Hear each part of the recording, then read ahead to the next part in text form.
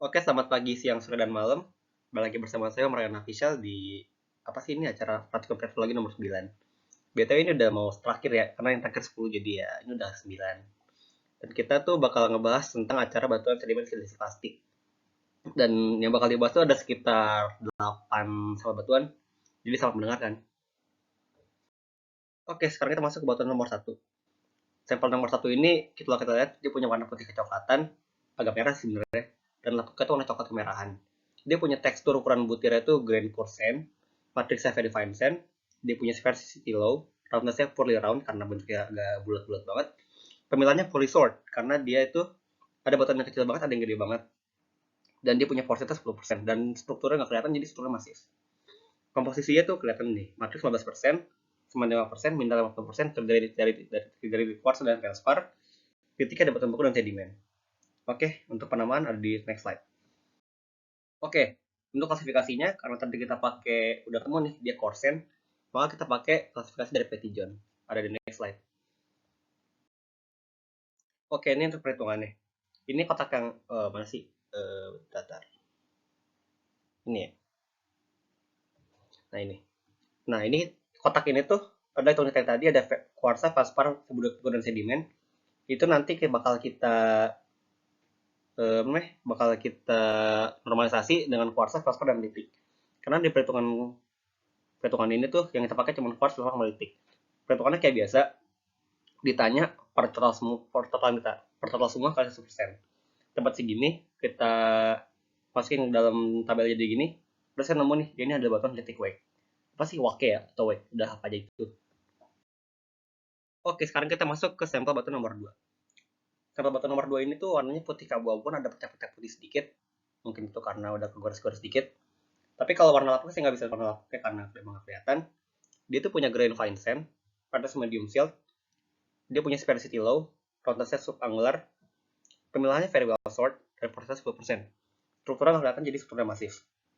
Dan kalau saya lihat ini tuh terdiri atas 100% matriks, karena nggak ada yang lain-lain gitu, kelihatan bentuknya bersih-bersih gini ya. Kita masuk ke penamaan. Untuk penamaan, untuk penamaan, jadi kali ini karena kita nemu lagi nih, dia ada di golongan sand, berarti kita bakal pakai klasifikasi Petijon, kayak sampel sebelumnya. Oke, lanjut.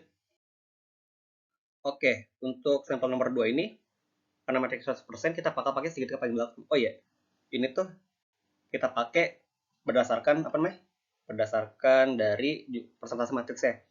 Kalau masuk 15 kita pakai segitiga paling depan, 15,75 kita pakai segitiga grey white ini, kalau 75 ke belakang kita pakai segitiga paling belakang, cepat bebas mutrok.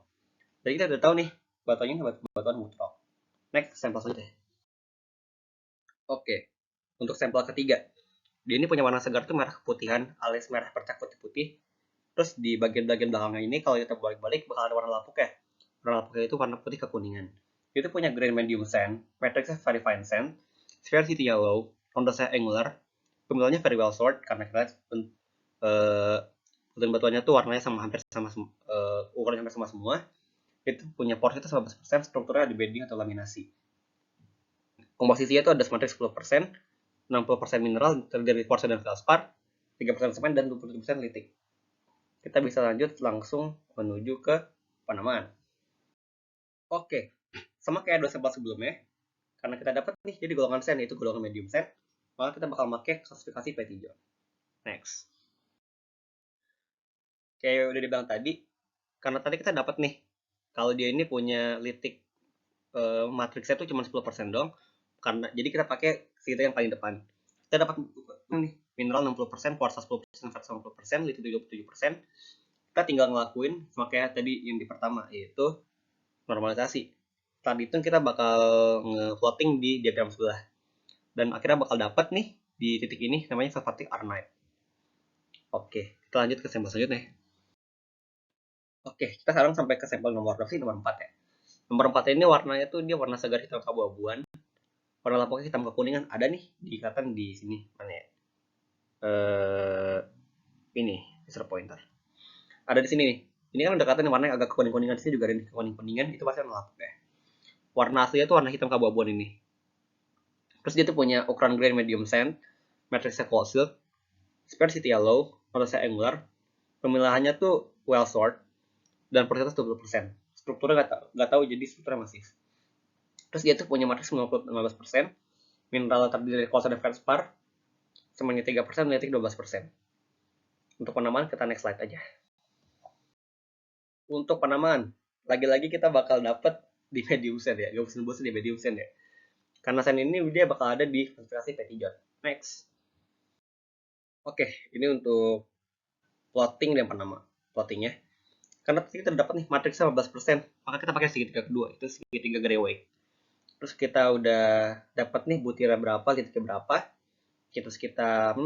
Kita normalisasi dapat hasilnya berapa, kita plotting. Habis di plotting dapat hasilnya, kita dapat di feldspatoid weight. Kok weight sih? Feldspatoid weight. Oke, lanjut ke sampel berapa ya? 5 kayaknya. Oke, bener, kita ke sampel 5 selanjutnya. Sampel nomor 5 ini dia tuh punya warna segarnya tuh coklat keputihan. Ada beberapa bagian yang udah gelap banget nih. Yang gelap-gelap itu berarti dia warnanya udah hitam kecoklatan. Yang berarti dia udah itu adalah bagian lapuknya.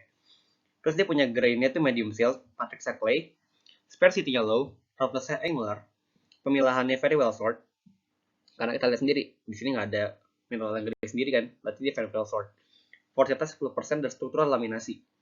Dia terdiri dari 100% matrix. Kita lanjut ke penamaan. Oke, akhirnya kita dapat selain dari Petitjon yang sand. Kita dapat tadi ukuran gedenya itu medium sealed, jadi kita bakal pakai Petitjon or tougher. Petitjon juga sih, tapi dia udah gak pakai yang klasifikasi sand. Oke, kita next slide. Oke, untuk penamaan kali ini agak sedikit simple sebenarnya. Kita dapat sealed sama clay, terus dia dimut. Karena tadi kita dapat batuannya ada laminasi, maka batuannya adalah batuan shale. Oke, kita langsung lanjut ke sampel selanjutnya nomor 6 ya. Oke, sampel nomor 6. Sampel itu punya warna segar abu-abu kehitaman yang warna di atas nih. Bentar deh, saya tunjukin. Ini punya warna segar ini nih. Abu-abu kehitaman, cuman di bagian sampingnya nih kelihatan nih, ada warna coklat-coklat keputihan. Coklat-coklat ini tuh ada bagian warna yang udah lapuk. Dia tuh punya ukuran grain fine sealed, matriksnya punya clay, sparsity yellow, intensive angular, dia punya very well sort. Karena kita lihat sendiri nih, di sini nggak ada yang gede sendiri. Jadi dia very well sort. Dia punya porositas 10%. Dia tuh terdiri lagi atas 100% matriks kayak tadi. Kita langsung lanjut ke penamaan. Karena dia punya sama-sama di fine sealed ya, sama-sama di sealed juga. Jadi dia masuk ke klasifikasi Petitjon Tucker lagi. Sama kayak sama sebelumnya. Next. Oke, untuk penamaan itu simpel kayak tadi.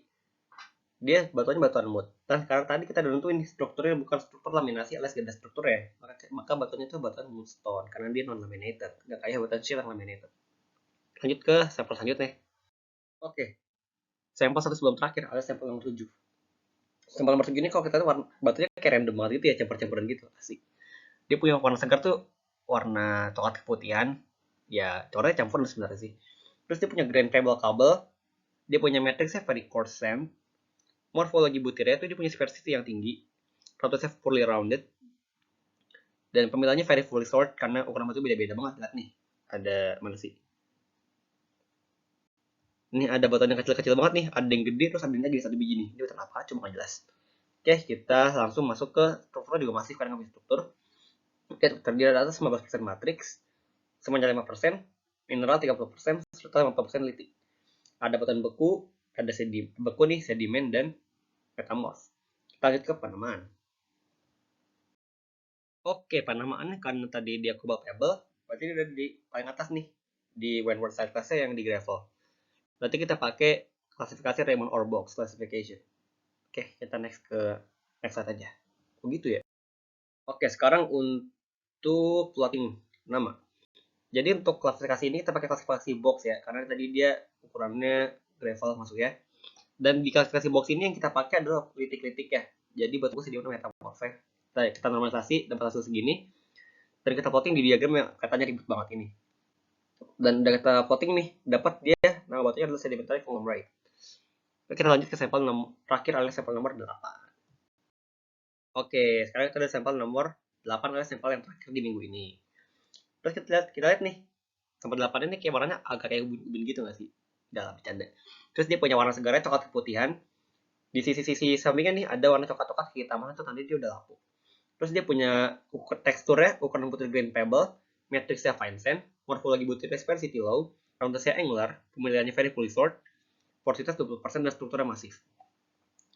Ini terdiri atas matriks 20%, semuanya 5%, mineral 30%, quartz dan feldspar, kritiknya ada 45%, untuk batuan beku, sedimen, dan metamorf.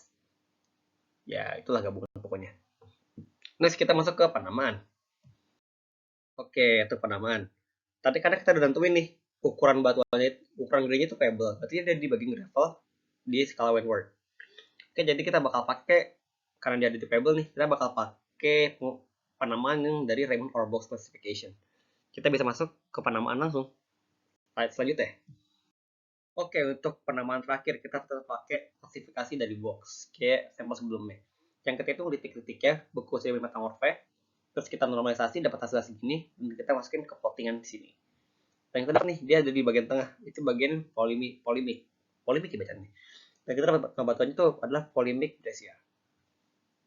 Oke, sip. Next slide.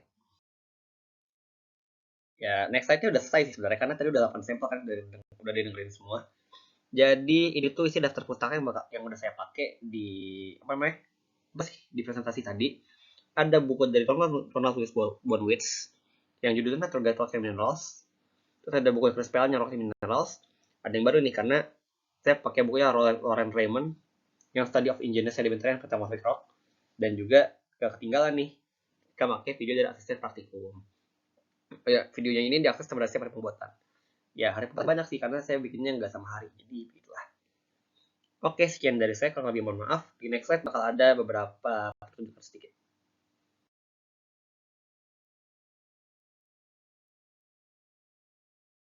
Tapi bagi pertunjukan ya? Enggak sih, sebenarnya dia pengen pamer doang. Ini tuh tadi yang apa sih? Klasifikasi plottingan pernamaan yang dipakai ini punya si box. Next saja ada yang lain. Nah, kalau yang ini tuh punya si Petty John yang khusus buat sand. Kayak sampel-sampel pertama tadi kan pakai ini semua nih. Karena ini buat khusus buat yang sand. Oke, next. Oh, yang ini tuh punyanya si Petty John, khusus yang buat silt sama clay. Oke, pakai tadi 2 sampel, sekitar 2 sampel yang pakai ini. Itu kayak sekitar bantuan lah ya, istilahnya bantuan buat yang tadi klasifikasi Petty John yang buat sand. Ini ada yang buat Arenites, ada yang buat wave. Ini tuh Arenite yang buat yang di depan, wave di tengah. Ini tadi 0 sampai 15 ya, yang ini nanti 15 sampai 75. Oke. Oke, ini tadi buat plottingan yang terakhir. Plottingan ini tuh plottingan punya Tucker. Gak kepake sih, kasihan banget ya. Padahal udah ditaruh di dalam slide itu. Dan ini tuh dipakai buat dia sand, buat batu-batuan yang tadi grainnya tuh sand, sih sampai clay, tapi nggak kepake. Ya oke, udah itu aja. Oke, buat penutupan, ini dia MVP kita pada pertemuan kali ini. Itu tembak penamaan. Kalau nggak ada dia, kita nggak bisa namain nih. Ini tuh kayak table paling vital sih di penamaan kali ini, karena kalau ada dia itu kita nggak tahu dia pakai Raymond atau box atau pakai Tijun atau pakai Tracker. Ya gitulah. Oke, sekian untuk pertemuan kali ini. Kurang lebihnya mohon maaf bila ada banyak omongan yang terlalu cepat atau banyak kesalahan pengucapan kata kan. Terus dia mungkin salah juga ngomong. Oke, sekian dari saya. Selamat mendengarkan. Selamat mendengarkan. Pokoknya udahlah dengerin aja yang selamat terus mendengarkan omongan saya. Oke, sekian.